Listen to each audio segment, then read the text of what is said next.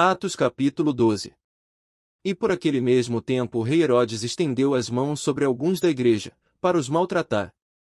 E matou à espada Tiago, irmão de João. E, vendo que isso agradará aos judeus, continuou, mandando prender também a Pedro. E eram os dias dos ázimos. E, havendo-o prendido, o encerrou na prisão, entregando-o a 4 quaternos de soldados, para que o guardassem, querendo apresentá-lo ao povo depois da Páscoa. Pedro, pois, era guardado na prisão, mas a igreja fazia contínua oração por ele a Deus. E quando Herodes estava para o fazer comparecer, nessa mesma noite estava Pedro dormindo entre 2 soldados, ligado com 2 cadeias, e os guardas diante da porta guardavam a prisão. E eis que sobreveio o anjo do Senhor, e resplandeceu uma luz na prisão, e, tocando a Pedro na ilhaga, o despertou, dizendo: Levanta-te depressa. E caíram-lhe das mãos as cadeias. E disse-lhe o anjo: Cinge-te, e ata as tuas alpacas. E ele assim o fez. Disse-lhe mais: Lança às costas a tua capa, e segue-me. E, saindo, o seguia.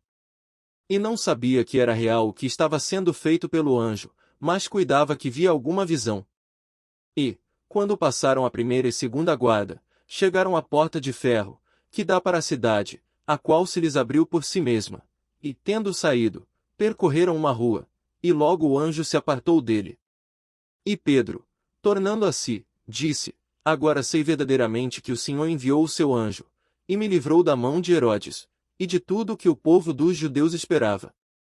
E, considerando ele nisto, foi à casa de Maria, mãe de João, que tinha por sobrenome Marcos, onde muitos estavam reunidos e oravam.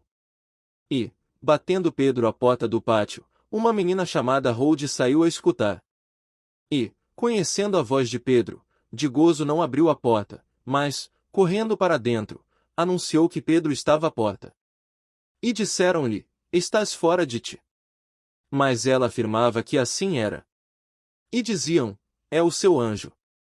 Mas Pedro perseverava em bater, e quando abriram, viram-no, e se espantaram. E acenando-lhes ele com a mão para que se calassem, contou-lhes como o Senhor o tirara da prisão, e disse: Anunciai isto a Tiago e aos irmãos. E, saindo, partiu para outro lugar. E, sendo já dia, houve não pouco alvoroço entre os soldados sobre o que seria feito de Pedro. E, quando Herodes o procurou e o não achou, feita inquirição aos guardas, mandou-os justiçar.